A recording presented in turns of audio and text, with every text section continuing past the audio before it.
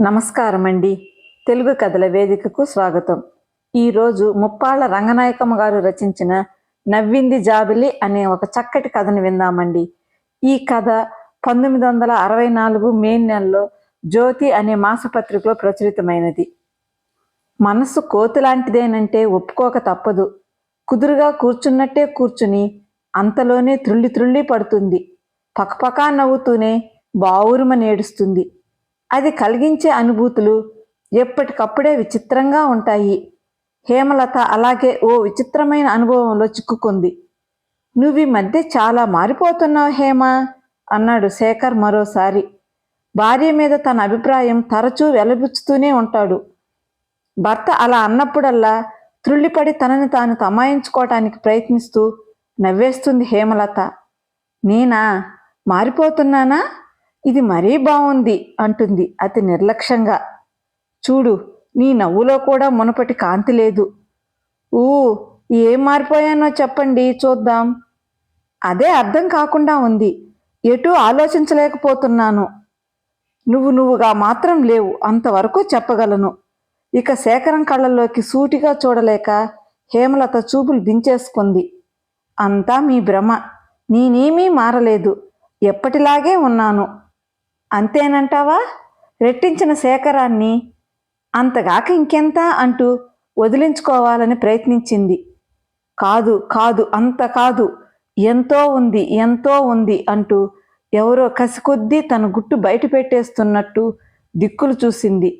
అంతా మీ భ్రమ, నేనేమీ మారలేదు అని శేఖరాన్ని మభ్యపెట్టగలిగిందే గాని క్షణకాలం కూడా మౌనం వహించని తన మనస్సుని ఎలాగ మోగపరచగలదు? తను ఎంత మారిందో, ఎందుకు మారిందో తనకు తెలుసు. తనని చూసి ఎవరో భ్రమపడుతున్నారని తనే భ్రమపడుతుందేమో. తన కల్పనలన్నీ కట్టిపెట్టి అంతరాత్మ ముందు తలదించక తప్పదు. ఏమీ చెయ్యలేని దానిలా నిట్టూర్చింది హేమలత. శేఖరం అడిగిన ప్రశ్నలు ఎప్పుడూ తనని వెన్నాడుతూనే ఉన్నాయి. నువ్వెందుకు మారిపోయావు? కర్మ కాకపోతే తనేం చెప్పగలదు?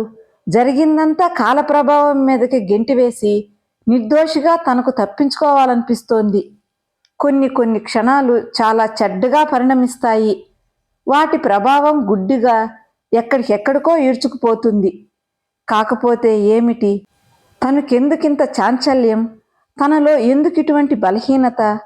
మంచి చెడ్డలు తనకేం తెలియవని, లోకజ్ఞానం మాత్రం తనకేం తక్కువని. అప్పటికి జీవితంలో వేలాది మంది మగవాళ్లను చూసింది. కానీ అంతటి నవమన్ముదుణ్ణి ఎన్నడూ చూడలేదు. నిజమే. అయితే మాత్రం ఎందుకింత మార్పు తనలో? ఎప్పటికైనా అతన్ని అందుకోగలదా? భ్రమ. బాధగా కణతలు నొక్కుకుంది హేమలత. అతని ఆలోచన వచ్చినంత మాత్రానే శిరస్సు భారమైపోతుంది. శరీరం ఓసం తప్పి మనసంతా కలతబారిపోతుంది. ఎంత వద్దనుకున్నా, ఎంత తుడిచివేసుకున్నా ఆ జగన్మోహన రూపం కళ్ళెదుట ప్రత్యక్షమవుతూనే ఉంది. ఆ సౌందర్యమూర్తి క్షణం తన మతి పోగొట్టి పిచ్చిదాన్ని చేస్తూనే ఉన్నాడు. ఇక నేను చేయగలదు తను? ఆ రోజు సరిగ్గా వారం రోజుల క్రిందట శేఖరు తను ఎంతో సరదాగా సినిమా చూస్తూ కూర్చున్నారు థియేటర్లో. ఆశించిన దానికన్నా అమోఘంగా నడుస్తోన్న సినిమాని ఉత్సాహంగా చూస్తూ, నెమ్మదిగా కబుర్లు చెప్పుకుంటూ, అప్పుడప్పుడు విమర్శించుకుంటూ తేలిని విధంగా కాలం గడిపేస్తోంటే వెండితెర మీద విశ్రాంతి మెరిసింది. వెంటనే హాలంతా దీపాలు వెలిగి పట్ట పొగలయ్యింది. బయటకి వెళ్దాం, వస్తావా హేమా అన్నాడు శేఖర్ లేస్తూ. నేను రానులేండి అంది తను బద్ధకంగా. పోనీ నీకేమైనా కావాలా? ఏం తెస్తారేమిటి అంటూ నవ్వింది తను. బిళ్ళలో బిస్కత్తులో అన్నాడు. బఠానీలు కూడా చాలుగాని వెళ్ళిరండి. నేనేం పాపాయినా? ఆహా, అరిందావిలే అనేసి వెళ్ళిపోయాడు శేఖర్. శేఖర్ తనను కూడా రమ్మని బయటికి తీసుకుపోతే ఎంత బాగుండేది. తనకి క్షోభ తప్పిపోయేది కదూ. హేమ ఆలోచనలు క్షణకాలం స్తంభించిపోయాయి. ఆ పైన జరిగింది నెమరు వేసుకోవటానికి ధైర్యం చాలటం లేదు. ఏదో జంకు పుట్టుకొస్తోంది. పదే ఆ ఘట్టాన్ని తిరిగి తవ్వుకుని ఆ అనుభూతుల్ని మననం చేసుకుని ఏం చెయ్యగలదు?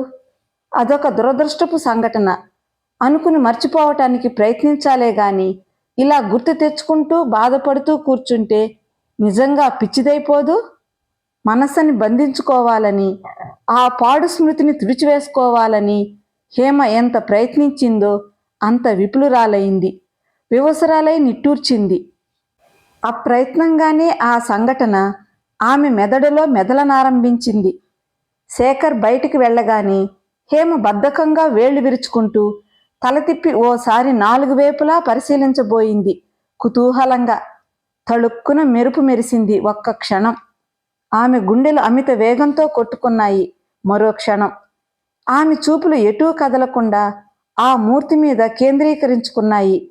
అతను బయట నుంచి వచ్చి యథాప్రకారం తన సీట్లో కూర్చుని రుమాలతో నుదురు ఒత్తుకున్నాడు. సిగరెట్ తీసి వెలిగించుకుని వేళ్ల మధ్య నలుపుతూ కుర్చీ వెనక్కి వాలి గిర్రున తిరుగుతున్న పంకాలకేసి చూస్తూ నిర్లిప్తంగా కూర్చున్నాడు. గ్రీకు శిల్పంలా తనని తను మర్చిపోయింది హేమలత. తన ఉనికిని పూర్తిగా విస్మరించింది. ఏకాంతంలో ఉన్నంత చొరవగా, దీక్షగా, తదేకంగా అతన్ని చూస్తూ ఉండిపోయింది. ఆ సోయగాన్ని కాదనుకుని కళ్ళు మళ్లించుకోవడం ఆమె వశం కాలేదు. చటుక్కున అతను చూసినప్పుడైనా తల తిప్పుకోవడం ఆమె శక్తికి మించిన పనైంది. మన్మధుడు అస్పష్టంగా తనకే వినిపించినంత రహస్యంగా పెదవులు విడకుండా ఉచ్చరించుకుంది. భుజం మీద చేయి పడితే త్రుళ్ళిపడి తల తిప్పింది. బఠానీలు దొరకలేదు హేమా అంటూ నవ్వి గుప్పెడు చాక్లెట్లు చేతిలో పోశాడు శేఖర్. వాటిని అలా గేట్లోకి విసిరి కొడదామన్నంత కోపం వచ్చింది హేమలతకు. పైకి కనిపించకుండా చిరాకుగా హ్యాండ్ బ్యాగ్ తెరిచి చాక్లెట్లన్నీ అందులో పోసింది. తినకుండా దాచుకుంటావా? తింటానులేండి తర్వాత, అయిష్టంగా మాట్లాడింది. మధురమైన కలని చెరిపివేసినట్లు అర్థం కాని బాధకు లోనైంది హేమ. నిస్సహాయంగా బొగ్గను చెయ్యానించుకుని దీర్ఘంగా తెరకేసి చూస్తూ కూర్చుంది. నిశ్శబ్దం అని హెచ్చరిస్తూ 2 బంగారు పక్షులు మంతనాలాడుకుంటున్నాయి తెర మీద. దీపాలన్నీ ఆరిపోయి థియేటర్ అంతా చిమ్మచీకటి అలుముకుంది. చటుక్కున తల తిప్పి ఎడంవైపు వారగా చూసింది హేమలత. అతని సౌందర్య కాంతి ఆ చీకటిని కూడా చీల్చుకుంటూ వచ్చి ఆమె కళ్ళకు కట్టింది. మరొకసారి విస్మయంతో చకితురాలైంది హేమ. మగవాళ్లల్లో ఇంతటి అందగాళ్లున్నారన్న సంగతి ఊహకు కూడా అందనిది. తను కళ్ళారా చూసి ఉండకపోతే ఎవరెన్ని విధాల చెప్పినా నమ్మరానిది. ఎటు చూస్తున్నావు హేమ? పిక్చర్ చూడవేం? హెచ్చరించాడు శేఖర్. చూస్తూనే ఉన్నాను నెమ్మదిగా అని తెరకేసి మొహం తిప్పుకుంది హేమ. ఏమీ కనిపించడం లేదు కళ్ళకి. అంతా తెల్లగా పెద్ద మచ్చలా అలుక్కుపోయింది. 2 నిమిషాలు రెప్పవేయకుండా చూస్తూ కూర్చుంది. ఆ కళ్ళు ఒక్క ఆ మన్మథుని సోయగాన్ని తప్పితే మరేమీ చూడలేవు. గుడ్డివై కలకాలం గాఢాంధకారంలోనైనా తట్టుకోగలవు గాని ఆ మూర్తిని విసర్జించి మరో వస్తువుని గ్రహించలేవు. హేమలత మనసంతా గందరగోళమైపోయింది. అతన్ని ఎంతసేపు చూసినా తనివి తీరటం లేదు, ఊరట కలగటం లేదు. ఆ బొమ్మలకేసి చూడాలన్న ఉత్సాహం, ఆసక్తి పూర్తిగా కోల్పోయింది. ఎవరో కీ ఇచ్చి విడిచినట్లుగా హేమలత తల నెమ్మదిగా ఎడంవైపుకి తిరిగిపోయింది. రహస్యంగా చూపులు అతని కోసం వెతుక్కున్నాయి. అతను ముందుకు వంగి ఆసక్తిగా చూస్తున్నాడు తెరకేసి. కొంచెం ముందు వరుసకి దగ్గరయ్యాడు. ఒక్కసారిగా అతని వైపు నుంచి ఏదో సెంటు వాసన, గులాబీ రేకులు గుప్పెళ్లతో విసిరినట్టు సున్నితంగా వీచింది. మైమరిచి మరబొమ్మే అయింది హేమలత. అతను ఒక్కసారి తనకేసి చూడకూడదు? ఒక్కసారి ఆ కళ్ళు ఎంతటి సౌందర్య గోళాలో! ఆ కళ్ళలోకి తొంగి చూస్తే ఎటువంటి సుందర లోకాలు కనపడతాయో! అతను ఒక్కసారి మాట్లాడరాదు? ఆ కంఠం విప్పి మాట్లాడితే నెమళ్ళు నాట్యం చేయవు? అతడు నిజంగా మానవుడా? రూపుమార్చి దిగివచ్చిన మన్మధుడా? నలకుబేరుడా? పకపకలతో థియేటర్ అంతా మార్మోగింది. కంగారుపడి తల తిప్పేసుకుంది హేమలత. ప్రేక్షకులంతా కడుపులు చెక్కలయ్యేలా నవ్వుతున్నారు. నవ్వలేక ఆఫ్సోపాలు పడుతున్నారు. పిక్చర్లో ఏదో జరిగింది, తను చూడలేదు. శేఖర్ తన చేయి నొక్కుతూ నవ్వుతోంటే నెమ్మదిగా విడిపించుకుని ఒడిలో దాచుకుంది. అందరితో కలిసి నవ్వుతున్నాడు అతను కూడా హాయిగా. ఆ నవ్వు ఎంత సమ్మోహనకరంగా ఉందని! మధురగానం వంటి ఆ నవ్వు వింటూ, శ్రావ్యమైన ఆ రాగం వింటూ సృహలు కోల్పోవచ్చును, మేఘాలలో తేలిపోవచ్చును. ఎందుకు హేమ అంత పరధ్యానంగా ఉన్నావు? నువ్వు సరిగా పిక్చర్ ఫాలో అవటం లేదు. కొంచెం విసుక్కున్నాడు శేఖర్. అబ్బా, ఏమిటో తలనొప్పిగా ఉంది. బాధగా కణతలు నొక్కుంది హేమ. అదేం, ఇంతవరకు బాగానే ఉన్నావుగా? బాగా నొప్పిగా ఉందా? పోనీ వెళ్ళిపోదామా అన్నాడు. ఆహా వద్దు, చూస్తూనే ఉన్నాగా. తప్పనిసరిగా పిక్చర్ చూస్తూ కూర్చుంది. తను పిక్చర్ చూస్తూనే ఉన్నట్టు రుజువు చేసుకోవటానికి మధ్య మధ్య అడ్డదిడ్డం విమర్శలు కూడా చేసింది.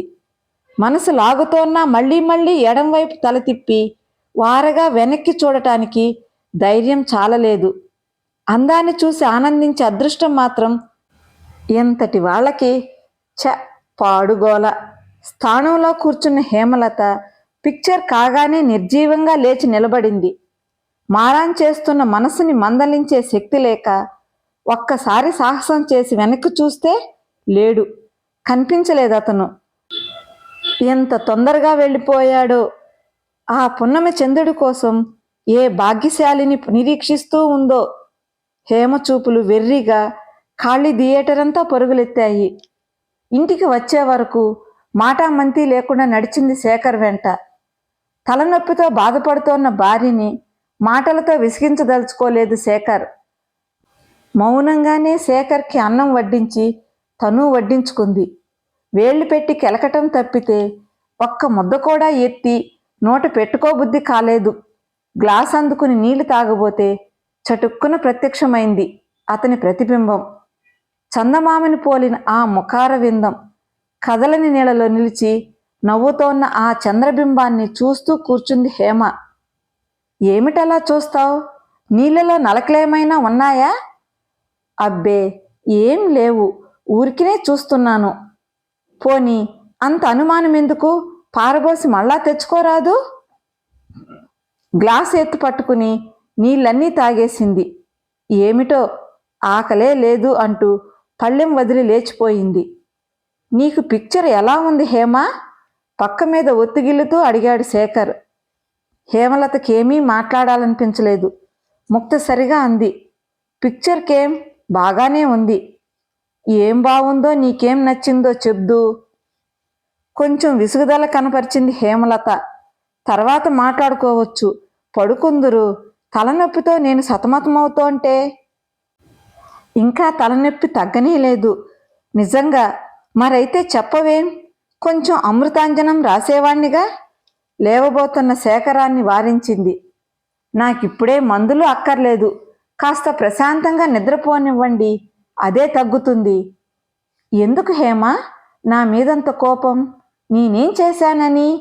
భయపడ్డ కుర్రాడిలా బిక్కుమొహం వేసి హేమ గుండెల మీద తల ఆంచుకోబోయాడు శేఖర్. హేమ నిర్లక్ష్యంగా పక్కకు జరిగి పడుకుంది. నాకేం కోపం రాలేదు, బాగాలేదని చెప్పాను కదా, కాస్త విశ్రాంతిగా పడుకోనివ్వండి. నీ ఇష్టం హేమ, నీ ఆరోగ్యం కన్నా ఎక్కువేమిటి? శేఖర్ హేమకు కొంచెం దగ్గరగా జరిగి నడుం చుట్టూ చెయ్యి వేసి తృప్తిగా కళ్ళు మూసుకు పడుకున్నాడు. ఆటలాడి అలసిపోయిన పాపడిలా నిద్రలోకి జారిపోయాడు. నడుం మీద నుంచి భర్త చేయి తీసివేసి లేచి కూర్చుంది హేమలత. బలవంతంగా కళ్ళు మూసుకున్నా నిద్ర రావటం లేదు. అతను వెంటాడుతున్నాడు తనని. కాదనుకుని తోసివేయటం చేత కావటం లేదు తనకి. కళ్ళు తెరిచినా మూసినా ఒకే అంధకారంలా ఉంది. నీటిలోంచి తీసి ఒడ్డున వేసిన చేపల గిలగిలా కొట్టుకుంది మనస్సు. పాలనొరగలాంటి ఆ సౌందర్యం, మల్లెవాసన లాంటి ఆ ఆకర్షణ, ఆహా, ఏ భాగ్యశాలిని సొత్తో, ఏ పుణ్యవతి వరమో! నిస్పృహగా నిట్టూర్చింది హేమ. వెచ్చగా కన్నీరు జారింది చెంపల మీదుగా. నిశ్శబ్దంగా తుడుచుకుని తలగడి మీదకి వాలిపోయింది. దుఃఖపూరితమైన రాత్రంతా స్వప్న లోకాలలోనే విహరించింది హేమలత అంతరంగం. కల కాదు కదా అంటూ తర్కించుకుంది హేమలత. మర్నాటి ఉదయం, ఆహా, ఎంత చిత్రమైన కళ! ఎంత మధురమైన కల. కానీ కానీ రాత్రి నిద్రపోలేదా ఏమిటి? కళ్ళలా ఎర్రగా ఉన్నాయేం అన్నాడు శేఖర్ హేమ కళ్ళల్లోకి చూస్తూ. చటుక్కున తలదించేసుకుంది హేమ. ఎందుకు నిద్రపోలేదు? బాగానే నిద్రపోయాను అంది పైకి చూడకుండా. తలనొప్పి తగ్గిపోయిందా? తగ్గింది. మాటలు పెంచాలని, భర్తతో మునుపటిలా ప్రవర్తించాలని అనిపించలేదు హేమలతకి. నెమ్మదిగా తప్పుకుని వంటింట్లోకి దారి తీసింది. హేమ, ఒక్కసారిలా వస్తావు, కొంచెం తలదువ్వి వెళ్ళు. అప్రయత్నంగా మొహం చిట్లించుకుంది హేమలత. నాకు ఖాళీ లేదు, ఎసరు మరుగుతోంది, బియ్యం ఏరుకుంటున్నాను. మరగనిద్దు, ఒక్కసారి వచ్చి వెళ్ళవు, పాపిడి తీసుకుంటే వచ్చి చావటం లేదు నాకు అన్నాడు.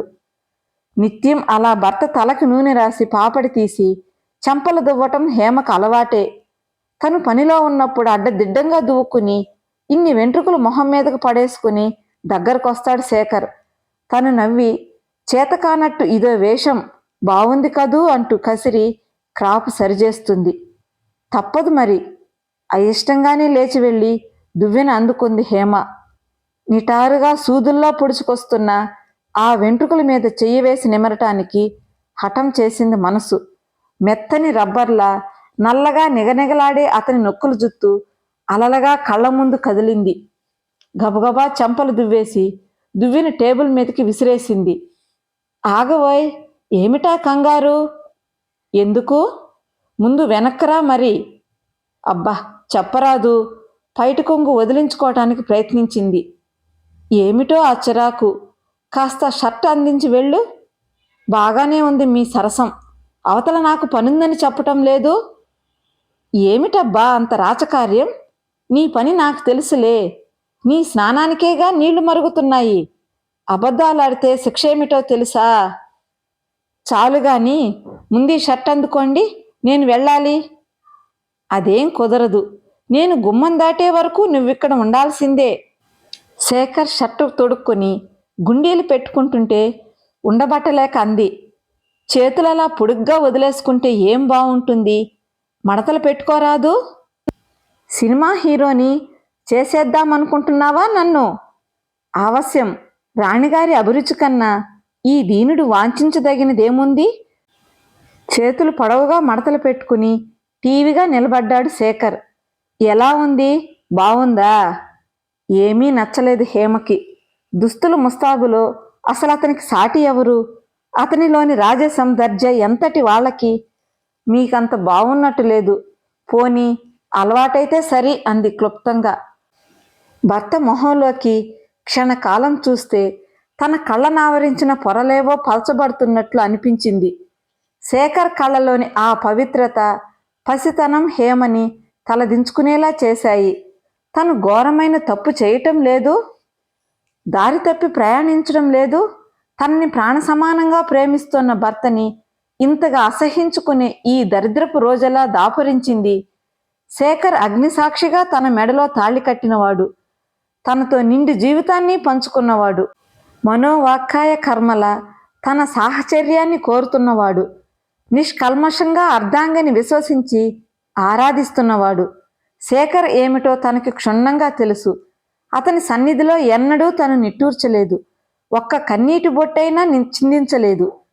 శేఖర్ వంటి భర్త ఎంతో అదృష్టవంతులకు గానీ లభించడని, శేఖర్ని భర్తగా తను ఒక్కతే పొందగలిగిందని మురిసిపోయిన సమయాలు, గర్వించిన క్షణాలు ఎన్నెన్నో ఉన్నాయి. వేటిని తను మర్చిపోలేదు. కానీ శేఖర్ మన్మధుడు కాడు, అందగాడు కూడా కాడు. పెళ్లిపేటల మీద తామిద్దరినీ పక్కపక్కగా చూసిన అమ్మలక్కలు బహిరంగంగానే చెవులు కొరుక్కున్నారు. కాకి ముక్కుకి దొండపుండు కట్టినట్టే ఉంది పెళ్లి కొడుకు. ఏం బాగున్నాడని, నల్లగా సన్నగా గెడకర్రలా, అందమా చందమా, మన హేమకు తగినవాడు కాడమ్మా అంటూ సానుభూతి కురిపించారు. తనకెంతో దిగులు వేసింది. అవమానంతో తల వంగిపోయింది. తన భర్త తనకి తగినవాడు కాడని అంతా అనుకుంటుంటే తనెలా భరించగలదు? అంతా తన అందమైందేనంటారు. బంతిపువ్వులా మెరిసే ఒళ్ళు, చంద్రబింబంలో చక్కని ముఖం, బారెడు తలకట్టు, తీర్చిదిద్దిన బొమ్మలా ఉన్న మా హేమమ్మకేం లోటే? శ్రీరామచంద్ర లాంటి మొగుడొస్తాడు అంటుండేది బామ్మ. ఆ బామ్మే పెళ్లిలో తను చిన్నపుచ్చుకోవటం గ్రహించి కళ్ళనీళ్లు తెచ్చుకుంది. చెవులు కొరుక్కుంటున్న వాళ్ళందరినీ కోపం తెచ్చుకు కేకలేసింది. అందం కొరుక్కు తింటామా ఏమిటి? గుణం ఉండాలి. నూరేళ్లు బ్రతికే బ్రతుకు. మనస్సులు కలియాలి గాని సంసారాలు చేసుకునే వాళ్ళకి అంతకన్నా మరేవీ అక్కర్లేదు. కుర్రాడు బుద్ధిమంతుడే. ఏం కన్ను లేదా కాలు లేదా? ఈసారి ఎవరైనా నోరెత్తి వాగండి చెప్తాను అంటూ అందర్నీ తిట్టిపోసి తనని బుజ్జగించింది. అప్పట్లో బామ్మ మాటలెంతో ఓదార్పు కలిగించాయి తనకి. రాగా రాగా అవి ఎంత నిజాలో కూడా అర్థమయ్యాయి. తను శేఖర్ సన్నిహితం కావటానికి అందాల వంతెనే అక్కర్లేకపోయింది. శేఖర్ ఎందుకు అందగాడు కాడు? అతని కన్నుల్లో పవిత్రత ఉంది. అతని మొహంలో మంచితనం ఉంది. అతని శరీరమంతా అమృతం నిండింది. అతని హృదయం నిండా సౌందర్యం దాక్కుంది. అతని అనురాగం తనకు సేద తీర్చింది. శేఖర్ గాక ఇంకెవరున్నారు అందగాళ్ళు? దేవుడు నాకిచ్చిన వరానివి నువ్వు కదూ అంది ఎన్నోసార్లు శేఖర్ని హృదయానికి హత్తుకుంటూ. హేమ భారంగా బాధగా తలపట్టు కూర్చుండిపోయింది. అలాంటి తన శేఖర్ అసహించుకునే రోజు దాపురిస్తుందని కలల్లోనైనా అనుకుందా? తనలో ఈ చాపల్యం ఎక్కడిది? ఇన్నాళ్ళు ఎలా మరుగున దాక్కుంది? తను ఇంత అతి సామాన్యమైన ఆడదేనా? తన చరిత్ర ఎంత ఉన్నతమైనది, తన పుట్టినిల్లు ఎంత పవిత్రమైనది. పట్టుమని 10 సంవత్సరాలైనా నిండని వయసులో వైధవ్యం ప్రాప్తించింది తన మేనత్తకు.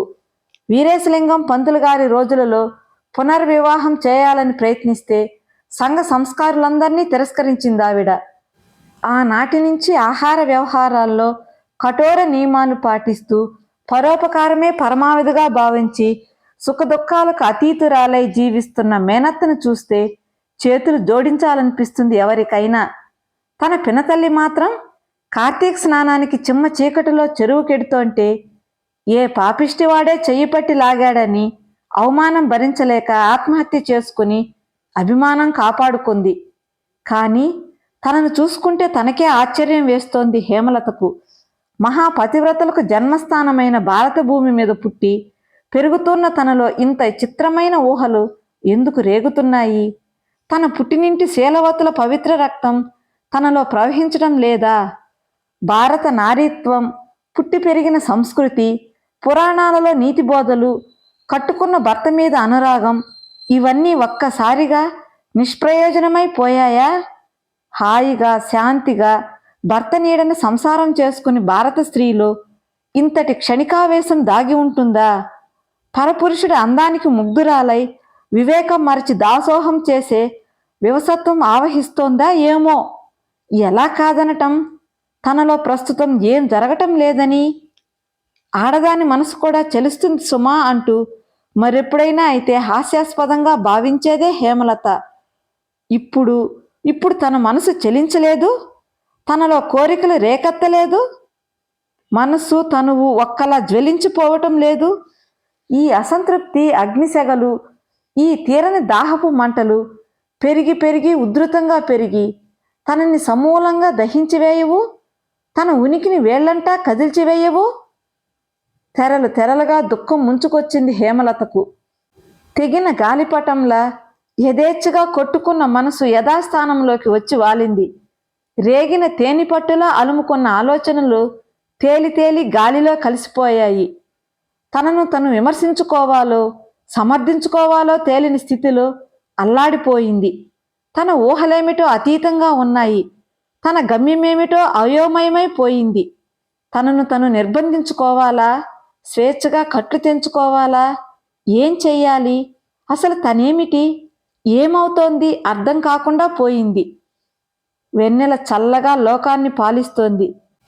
ఎంతో సేపటి నుంచి అలా వెన్నెల చల్లదనంలో కూర్చున్న శరీరం శాంతించడం లేదు హేమకి. మందంగా పిల్లగాలులు ఒళ్ళంతా నిమిరి బుజ్జగిస్తోన్న ఊరట కలగటం లేదు. నోరు విప్పి మాట్లాడాలంటే మనస్కరించడం లేదు. ఊహాలోకాల్లో విహరించాలంటే ధైర్యం చాలటం లేదు. నరకం అంటే వేరే ఇంకెక్కడుంటుంది? తన సంతోషమే స్వర్గం, తన దుఃఖమే నరకం. హేమా, వినిపించనే లేదా పిలుపు? చటుక్కున కళ్ళ మీద చేతులు మూతలు పడటంతో త్రుళ్ళిపడింది హేమ.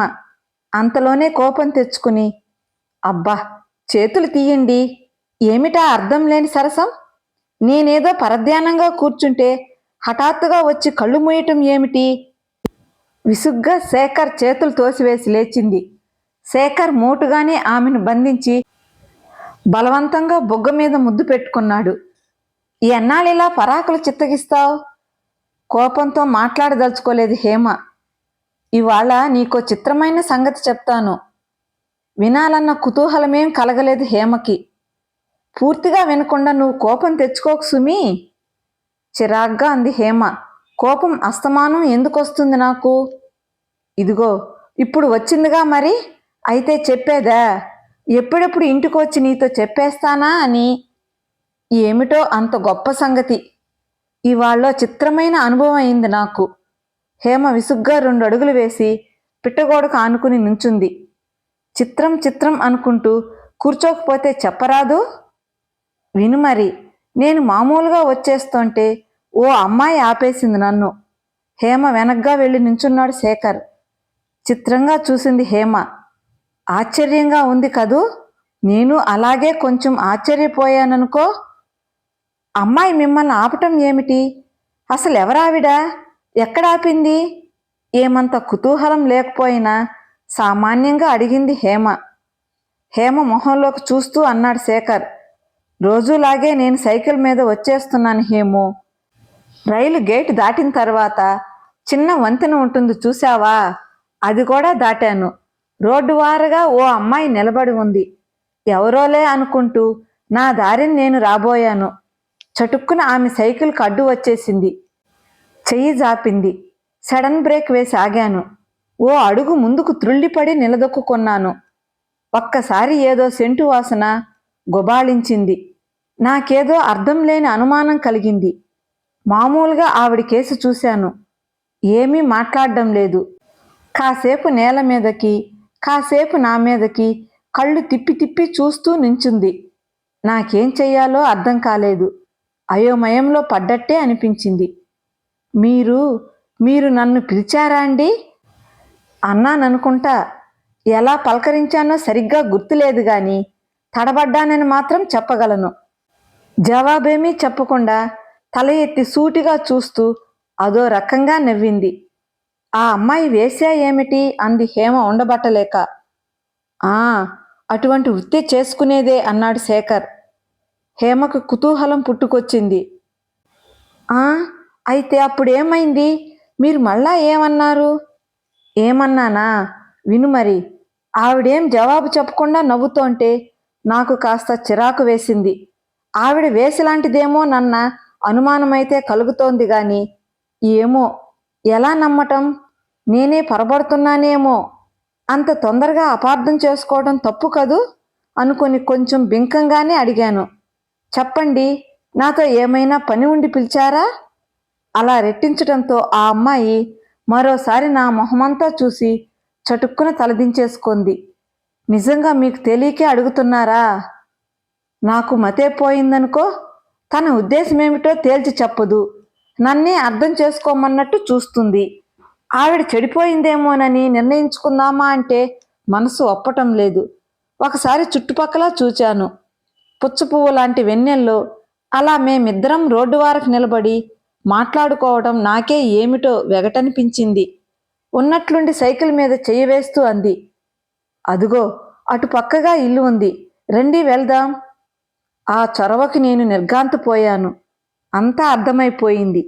తల అడ్డంగా తిప్పుతూ, క్షమించండి, నేను ఇంటికి వెళ్ళాలి అనేశాను అప్రయత్నంగా. సైకిల్ నడిపించుకు రాబోయాను. గట్టిగా పట్టుకుంది హ్యాండిల్ బార్ని. నన్ను అపార్థం చేసుకోకండి, నేను అందరిలాంటి దాన్ని కాదు, మీరేం భయపడకండి అంది దీనంగా చూస్తూ. నాకేమనాలో అర్థం కాలేదు. పిచ్చివాడలా చూస్తూ నించున్నాను. నన్ను నమ్మండి, మీ ఆరోగ్యమేమీ పాడు కాదు. నేను బొత్తిగా అంత చెడ్డదాన్ని కాదు. ఆమె కంఠస్వరం వణకటం నాకు స్పష్టంగా తెలిసింది. నేను ధైర్యం చేసి అన్నాను, మీ గురించి నేను చెడ్డగా భావించడం లేదులేండి. కానీ ఇలాంటి అలవాటు నాకెప్పుడూ లేదు. నమ్మలేనట్టు చూసింది. అంతలోనే ముఖ కవళికలు అదో రకంగా మార్చుకుంది. అవును, మిమ్మల్ని చూస్తూ నేను ఎలా అనుకున్నాను? అయినా నా అవసరం కోసం పిలిచాను. అవసరమా? ఏమిటది? నిరాశతో ఊగిసలాడుతున్నట్టు నవ్వింది.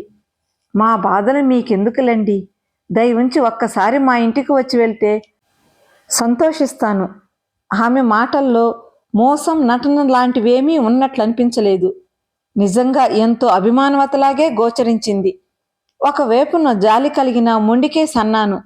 నేను ముందే చెప్పాను, ఇలాంటి అలవాటు నాకు లేనూ లేదు, ఇష్టమూ లేదు. ఇప్పటికే చాలా ఆలస్యమైంది, ఇంటికి వెళ్ళాలి.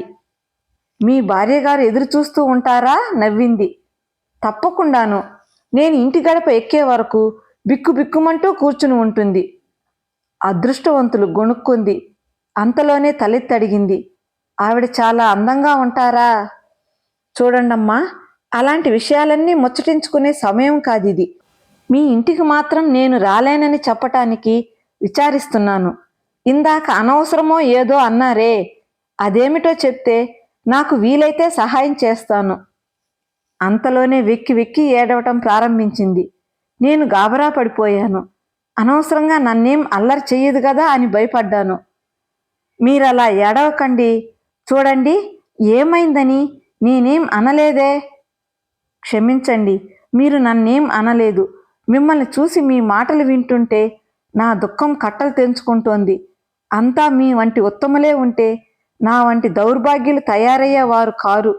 సుఖంగా భర్తతో కాపురం చేసుకుంటున్న నన్ను మచ్చిక చేసుకుని మాయమాటలు చెప్పి నమ్మించి తీసుకువచ్చి ఈ నాటికిలా మోసం చేసిపోయాడో పుణ్యాత్ముడు. మళ్ళా ఆపుకోలేకుండా వెక్కి వెక్కి ఏడ్చింది. కొంచెం తేరుకుని మాన మర్యాదలమ్ముకుని ఏడాది పసివాణ్ణి బ్రతికించుకు వస్తున్నాను. నాకు జరిగిన మోసాన్ని క్షమించలేకపోయినా నా బిడ్డను దూరం చేసుకోలేను. అన్నిటికీ చెడిపోయిన నాకు నా పసివాడైనా దక్కుతాడో లేదో. పుట్టెడు జ్వరంలో పడి ఉన్నాడు. మంచి మందులు వాడే అదృష్టం లేదు.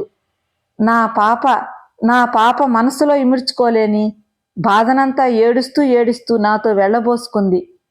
పాపం, నాకు ఎంతో జాలి వేసింది. ఆమెను సంతోషపెట్టడానికి ఏమైనా చేయగలిగితే బావుండును అనిపించింది. ఆమె మొహం కేసి చూస్తూ అడిగాను, చూడండి, మీరేం చదువుకోలేదా? ఆమె నిట్టూర్చింది. అవును, మీలా తెలిసిన వారంతా నాదే తప్పు అంటారు. భర్తకి ద్రోహం చేసి పరాయివాడితో లేచి వచ్చిన నాకు వివేకం ఏది? ఎంత చదువుకుంటే మాత్రం ఎందుకు? కాల్చనా? దురదృష్ట దేవత నెత్తికెక్కి అలా ఆడించింది. అంతా నా కర్మ అంటూ వాపోయింది. జరిగిపోయిన దానికి బాధపడి ఏం ప్రయోజనం? పోనీ ఇంటికి వెళ్ళి క్షమాపణ కోరుకుంటే? నా మాటలు నాకే అసందర్భంగా వినిపించాయి. ఆమె విచిత్రంగా చూసింది. నన్ను ఎగతాళి చేస్తున్నారా బాబూ? ఎవరితోనో లేచిపోయి పిల్లని కని మళ్ళా ఇంటికి వస్తే ఆదరించడానికి ఆయనేం మానవాతీతుడా? పరువు మర్యాదలు లేని అనామకుడా? ఆ పుణ్యాత్ముడికి మళ్ళీ మొహం చూపించగలనా? నా వల్ల కాదు. ఈ రకంగా కూడా బ్రతుకు గడవకపోతే నా గోదావరి తల్లి ఉంది, నేను ఉన్నాను. తప్పు, అలాంటి పనెప్పుడూ చెయ్యకండి. మీ అబ్బాయి పెద్దవాడైతే మిమ్మల్ని చూస్తాడు. ఆ ఆశపెట్టుకు బ్రతకాలి. నిరాశగా నవ్వింది. వాడు బ్రతికినప్పటి మాట కదా నన్ను బ్రతికించటానికి. గుర్తు వచ్చి చటుక్కున పర్సు తీశాను. ఒక 10 రూపాయల నోటు, కొంత చిల్లర. చూడండమ్మా, ప్రస్తుతానికి ఇదే నా దగ్గర ఉంది. అబ్బాయికి వైద్యం చేయించండి అంటూ ఇవ్వబోయాను. ఆశ్చర్యంగా చూసింది. మీరు మా ఇంటికి రానన్నారుగా? రాకపోతేనేం? పసిబిడ్డ కోసం నేను ఇది ఇస్తున్నాను, తీసుకోండి. అనుమానం ఎందుకు? వద్దులేండి. అందరూ మీ వంటి మగవాళ్లే అయితే నేను బ్రతకలేనని భయపడాలి గాని ప్రస్తుతానికి ఆ బెంగేమీ లేదు. మరో గంటసేపు ఇక్కడే నుంచున్నానంటే రెండో మూడో సంపాదించుకోలేకపోను. ఈ 10 రూపాయలు నాకిచ్చి అపాత్ర దానం చేయకండి. మీకు తృప్తి ఉండదు, నాకు సంతోషమూ ఉండదు. మీ పరిస్థితులు మీవి. మిమ్మల్ని నేను విమర్శిస్తున్నాననుకోవద్దు. ప్రతి మనిషి ఉన్నంతలో ఉన్నతంగా బ్రతకాలనే ఆశిస్తాడు. మీరింత దిగజారిపోయారనుకుంటే ఇంతకన్నా మరో దారి లేకనే కావచ్చును. మీకేదో నీతిబోధ చేయాలని, మిమ్మల్ని మార్చాలని నా ఉద్దేశం కాదు. పసివాడు జ్వరంతో ఉన్నాడన్నారు. వెంటనే ఇంటికి వెళ్ళి ఏ డాక్టర్ దగ్గరికైనా తీసుకెళ్ళి మందు వేయించండి, అందుకే ఈ డబ్బు సంతోషంగా ఇస్తున్నాను అంటూ నోటు ముందుకు చాపాను. ఆమె ఆవేశంగా చేతులు జోడించింది. మీరు సాక్షాత్తు దైవ స్వరూపులు. మీ భార్య కలకాలం పసుపు కుంకుమలతో వర్ధిల్లాలి. చెడిపోయిన ఆడదానితో ఇంత గౌరవంగా, ఇంత అభిమానంగా మాట్లాడే మగవాడిని నేనెన్నడూ చూడలేదు. అన్నగారు, ఈ డబ్బు తీసుకుంటాను. మీ చేతి చలవ వల్ల నా బిడ్డ నాకు దక్కుతాడు కూడాను. ఈ దౌర్భాగ్యురాల్ని మర్చిపోకండి. మిమ్మల్ని జీవితకాలం గుర్తుంచుకుంటాను. మరి వెళ్ళిరండి. ఆమె కంఠం రుద్ధమైంది. నాకు కూడా దుఃఖం ముంచుకు వచ్చినట్లయింది. ఏమీ మాట్లాడలేకపోయాను. వెళ్తానమ్మా అనేసి 2 అడుగులు ముందుకు వేసి ఆగి వెనక్కి చూశాను. ఆమె కదల్లేదు. నాకేసి చూస్తూ నుంచుంది. మీ పేరేమిటమ్మా? అభ్యంతరం లేకపోతే. నా చరిత్ర తెలిసి నా పేరు వింటే అసహించుకుంటారు. చెప్పమంటారా? రుక్మిణి. చూశారా ఎంత పవిత్రమైన పేరు? పేరులో ఏముంది, వస్తానమ్మా అనేసి సైకిల్ నడిపించుకుని రోడ్డు మీదకు వచ్చి ఈ జరిగిందంతా నీకు చెప్పాలని మేఘాల మీద వచ్చేశాను. శేఖర్ హేమ భుజాలు పట్టి కుదుపుతూ అన్నాడు. విన్నావా? ఎలా ఉంది? ఆలోచనల్లోంచి తేరుకుంటూ అంది హేమ. విన్నాను. 4 అడుగులు నడిచి కొబ్బరి ఆకులు వాలే చోట పిట్టగోడకి ఆనుకుని కూర్చుంది. శేఖర్ ఆమె గడ్డం పట్టుకుని కళ్ళల్లోకి చూస్తూ అడిగాడు. నీకేమైనా కోపం వచ్చిందా నా మీద? ఎందుకు? అలా అంతసేపు ఆవిడతో మాట్లాడానని. కోపం రాలేదు గాని మిమ్మల్ని కొన్ని విషయాలు అడగాలనుకుంటున్నాను. మనస్ఫూర్తిగా చెప్తారా? హేమ, నా మీద నీకెందుకు అలాంటి అనుమానం వచ్చింది? అయితే చెప్పండి, మీరెందుకని ఆమెతో వెళ్ళలేదు? ఇదేం ప్రశ్న? నేను ఆమెతో వెళ్ళటం తప్పు కాదా? నీకు తెలియకే అడుగుతున్నావా? ఏం తప్పు? ఎందుకు తప్పు? మీ ఉద్దేశం చెప్పండి. తప్పేమిటో ఒప్పేమిటో నాకేం తెలియటం లేదు. మగవాళ్ళు ఏం చేసినా తప్పు కాదటగా? నిజమే, సంఘం అలాగే అంటుంది, కానీ అందులో నాకు ధర్మం కనిపించటం లేదు. ఎందుకని? మనస్సు అనేది స్త్రీ పురుషులిద్దరికీ ఒక్కటే. శారీరక సుఖాలు ఇద్దరికీ కావాలి. కాదంటే అది మన మూర్ఖత్వమే అవుతుంది. అవునంటావా? అందుకే యుక్త వయసు వచ్చేసరికి వివాహం పేరిట ఒక స్త్రీకి మరొక పురుషుణ్ణి న్యాయసమ్మతంగా కలపటం జరుగుతుంది. వారిద్దరే ప్రకృతి పురుషులుగా జీవిస్తూ సృష్టి ధర్మాన్ని పెంచాల్సి ఉంటుంది.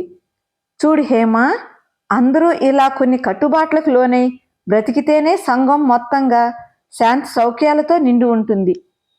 కానీ ఆ స్త్రీ పురుషుడికి కానీ పురుషుడు స్త్రీకి కానీ ఇష్టం కానప్పుడో? అది వ్యక్తిగతం. అలాంటి పరిస్థితి రాకుండా వివాహానికి ముందే జాగ్రత్త పడాలి. పోనీ వివాహం జరిగాకే అలాంటి అయిష్టాలేమైనా సంభవిస్తే న్యాయమైన కారణం ఉండాలి. అప్పుడే వాళ్ళని సమర్థించడానికి కానీ క్షమించడానికి కానీ అర్హత ఉంటుంది. ప్రస్తుతానికి నా విషయమే తీసుకో. నేను రుక్మిణితో వెళ్ళటం తప్పు కాదంటావా? నీ వల్ల నేనేమైనా అసంతృప్తి పొందుతున్నానా? సుఖపడలేకపోతున్నానా? ఎందుకని నా నీతిని నేను పోగొట్టుకోవాలి? నీతి మగవాడికి కూడా ముఖ్యమంటారా అంది. ముమ్మాటికి. మగవాడు నీతిగా ఉంటే ఆడది చెడిపోయే మార్గం లేదు. అయితే ఒక్కటి చెప్పండి, నీతి శాస్త్రాలు వల్లివేసుకుని దానికోసమే కోరిక చంపుకుని కట్టుబడ్డారా లేక? హేమ, ఇంతకాలానికి కూడా నన్ను అర్థం చేసుకోలేకపోయినందుకు విచారిస్తున్నాను. నిన్ను తప్పితే ఇంత సన్నిహితంగా మరెవ్వరినీ రానివ్వలేను. నా మనస్సు నిండా నిన్నే ప్రతిష్ఠించుకున్నాను. భగవంతుడు ప్రవేశించడానికి కూడా చోటు లేదు. ఆవేశంగా హేమని గుండెలు కదుముకున్నాడు శేఖర్. హేమ లేవటానికి ప్రయత్నించకుండా వాలిపోయి పడుకుంది. ఆ రుక్మిణి అందమైందేనా? అంటే తెలీదా? నాకన్నా అందంగా ఉందా? చాలా అందంగా ఉంది. మిసమిసా మెరిసినట్టు కనిపించింది. వెన్నెల్లో అలా కనిపించిందేమో. కాదు, ఈ వెన్నెల్లో ఉన్న నీ శరీరం అంత తెల్లగా లేదు. పోనీ జుట్టు నొక్కులుగా అందంగా ఉందా? చెప్తానుండు. అందమంటే ఇప్పుడు అర్థమైంది నాకు. నీ అంచనాల ప్రకారం రుక్మిణి సౌందర్య రాశి అంటే అతిశయోక్తి కాదు. విశాలమైన కళ్ళు మూగభావాలు ప్రదర్శిస్తుంటే చూడటానికి విచిత్రంగా ఉంటుంది. శంఖం వంటి ఆమె నున్నని మెడలో ఒకే ఒక నల్లపూసల దండ. నుదుటి మీదకు పరిగెత్తి గంతులేసే అల్లరి జుత్తుని అదిలించాలని అస్తమానం ప్రయత్నిస్తూనే ఉంటుంది. ఆమె అలంకరణలో కూడా ఏదో గాంభీర్యం ఉట్టిపడుతుంది. ఆమె చదువుకున్నది కూడాను. సున్నితంగా వివేకంగా మాట్లాడుతుంది. ఆమెలో ఉన్న సంస్కారం అన్ని విధాలా ఎదుటి వ్యక్తిని ఆకర్షించగలదు.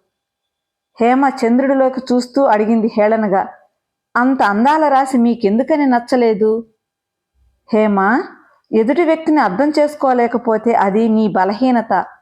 ఆమె ఎటువంటిదని నువ్వు అడిగితే నిర్మొహమాటంగా చెప్పాను అంతే. నాకు కావాల్సింది మాత్రం ఆమె అందచందాలు కావు. రంభ ఎలా ఉంటుందో చూడకపోయినా రంభను తలపింపజేసేవాళ్ళు నిత్య జీవితంలో తరచూ తారసపడుతూనే ఉంటారు. ఒక్క మాట అడ్డు వచ్చాననుకోకండి. అటువంటి సమయాలలో మనసు ఎన్నడూ చెలించలేదా? గర్వంగా నవ్వాడు శేఖర్. ఎన్నడూ లేదు. ముందు ముందు అలా జరగదని కూడా చెప్పగలను. నా మీద నాకు అంత మాత్రం విశ్వాసం ఉంది. నన్ను నమ్ము హేమ. నా మనసులో హత్తుకున్న చిత్రం అంత తేలికగా చెదిరిపోదు. నన్ను నమ్మిన వ్యక్తిని నేనెన్నడూ మోసం చెయ్యలేను. ఒక రకంగా ఇది నా బలహీనత కూడాను. పవిత్రతతో ప్రకాశిస్తోన్న శేఖర్ కళ్ళలోకి చూడలేక తలదించుకుంది హేమ. హేమ, నిజం చెప్పు. ఎంత నవమన్మధమూర్తిని చూస్తే మాత్రం నీ మనసు చెలిస్తుందా? స్త్రీ హృదయానికున్న పవిత్రత పురుషుడికి లేనే లేదనుకున్నావా? భయంతో బిగుసుకుపోయింది హేమ. తన మనసు తెలుసుకుని అపహాస్యం చేయడం లేదు కదా అన్నట్టు జంకుగా చూసింది. ఎందుకలా చూస్తావు? తప్పుగా మాట్లాడానా?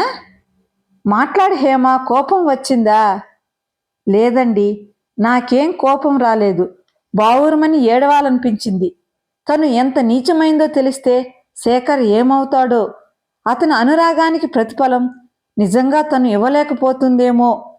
లేకపోతే మగజన్మ ఎత్తిన అతడే అంత పవిత్రంగా ఉంటుంటే తను ఇంత చలించిపోవటం ఏమిటి? ఎందుకంత మౌనంగా కూర్చున్నావు? అబ్బే, ఏం లేదు. రుక్మిణి గురించి ఆలోచిస్తున్నాను. ఏమిటి ఆలోచిస్తున్నావు? ఆమె తప్పే చేసింది కదూ. అంతే అనక తప్పదు మరి. వివాహం భార్యాభర్తల బంధం కేవలం శారీరక సౌఖ్యాల కోసమే కాదు. సామాజికంగా, నైతికంగా కొన్ని బరువులు, బాధ్యతలు వహించాల్సి ఉంటుంది. అవసరమైన చోట త్యాగధర్మం కూడా నిర్వర్తించాలి. నేను నా ఇష్టం వచ్చినట్టు, నువ్వు నీ ఇష్టం వచ్చినట్టు సంచరిస్తే ఇక మనకి బంధం ఎక్కడిది? ఈ మమకారం ఎక్కడిది? నువ్వు నా కోసం నిరీక్షిస్తూ ఉంటావని తెలిసినప్పుడే నేను నిన్ను చేరుకోవాలని తహతహలాడగలను. న్యాయసమ్మతంగా మనకు సంతానం కలిగితే సంతోషంగా స్వీకరించగలం. మన సంఘ నియమాలు ఎంత కఠినమైనవో అంత మృదువైనవి కూడాను. స్త్రీ పట్ల అన్ని విధాలా న్యాయం జరుగుతోందంటారా? అడిగింది. లేకపోవచ్చు. క్రమంగా అది కూడా పొందగలం. ఈ నీతి నియమాలు, ఈ కట్టుబాట్లు లేకపోతే నా అనేదేమీ మిగలదు. నువ్వు నా ఒక్కడికే భార్యవు కావు. ఇది మన ఇద్దరికే ఇల్లు కాదు. నీ మీద అందరికీ హక్కు ఉంటుంది. అలాగే నేను నీ వంటి వాళ్ళు చాలామందితో సంబంధాలు పెట్టుకోగలను. అప్పుడు ఎవరి స్వార్థం వాళ్ళది. ఒకరి కష్టసుఖాలు ఒకరివి కావు. ఒకరి మంచి చెడ్డలు మరొకరు కావు. పోనీ ఆర్థికంగా అందరూ సమానత్వాన్ని పొంది ఎవరి స్వార్థం వాళ్లే చూసుకోవచ్చుగా. ఒకరి మీద ఒకరు ఆధారపడటం దేనికి? అవకాశాలు ఇస్తే స్వతంత్రించి బ్రతకలేదు అంది. స్త్రీ పురుష భేదం ఎందుకు? మొత్తంగా ఆలోచిస్తే ధనాన్ని, దర్జాన్ని, అధికారాన్ని, హోదాగాని, ఆఖరికి శారీరక సుఖాన్ని కూడా మరిపించే శాంతిదాయకమైన అనురాగాన్ని కోరుతుంది అంతరంగం. శరీరంలో జవసత్వాలు ఉన్నంతవరకే ఈ విచ్చలవిడితనం పనికి వస్తుంది. అటు తర్వాత అతి ప్రశాంతమైన స్థానం కావాలి విశ్రమించడానికి. అప్పుడది ఎలా సాధ్యం? రుక్మిణి విషయం చూడు. భర్త దగ్గరే ఉంటే ఆవిడ కష్టసుఖాలు, ఆ బిడ్డ బాధ్యతలు అతనే వహించేవాడు. కానీ ఆవిడ ఉమ్మడి పొత్తు సుఖించటానికే గాని భరించడానికి ఎవ్వరూ ముందుకు రాలేదు. ఒకే తప్పు స్త్రీ పురుషులిద్దరూ చేసినా దాని ఫలితం ఒక స్త్రీయే అనుభవిస్తోంది. ప్రత్యక్షంగా స్త్రీ మీద ప్రకృతే పవిత్రమైన బాధ్యత పెట్టింది. దాన్ని అంత పవిత్రంగా నిర్వర్తించాల్సిన అవసరం స్త్రీకి ఉంది. తన బిడ్డకి తండ్రి ఎవరో తెలుసుకోలేని స్త్రీ మనోవేదన కన్నా క్షణికమైన శరీర సుఖంలో ఉన్నతి ఉందా?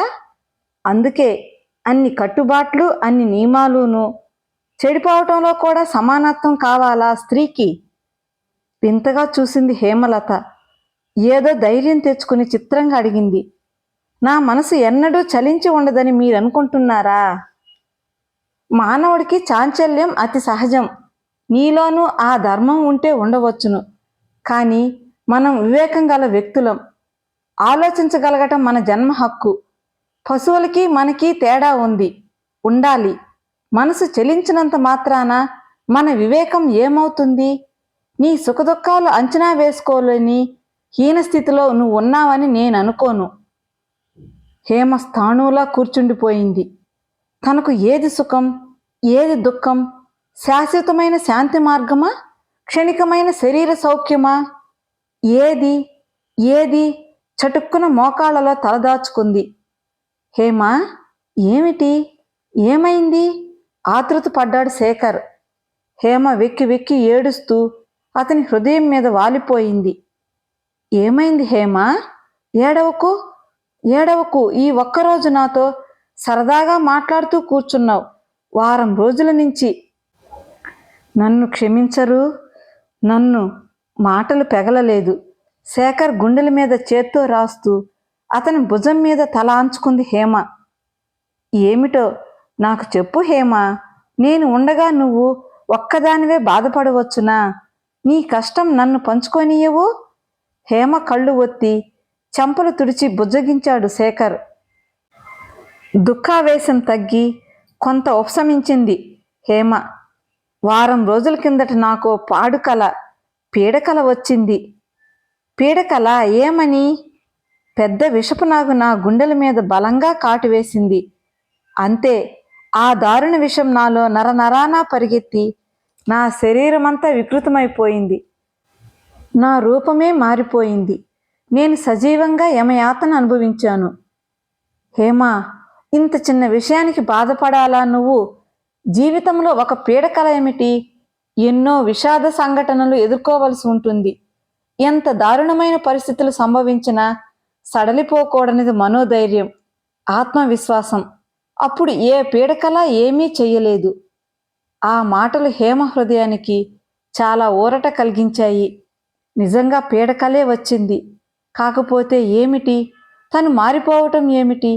తన మనస్సు చెలించడం ఏమిటి? అందానికి అవధి ఉందా? సుఖానికి సరిహద్దు ఉందా? తనకి ఉన్నదే పరమావధి. తను పొందగలిగేదే పెన్నిది. శేఖర్ నిజంగా తన పాలిట పెన్నిది కాదా? తనకు దేవుడిచ్చిన వరం కాదా? తన శేఖర్ కన్నా సౌందర్యమూర్తి మరెవరు? హాయిగా తేలిపోతోన్న మనసుతో తల ఎత్తి ఆకాశంలోకి చూసింది అరమోడ్పు కన్నులతో. చిలిపి జాబిల్లి పక్కుమని నవ్వింది. కథ సమాప్తమండి. కథ నచ్చినట్లయితే ఒక చిన్న లైక్ ఇచ్చి మరిన్ని చక్కటి కథల కోసం నా ఛానల్ని సబ్స్క్రైబ్ చేసుకోండి. కథ విన్నందుకు ధన్యవాదాలండి. మరలా మరో చక్కటి కథతో కలుసుకుందామండి. అంతవరకు సెలవా మరి.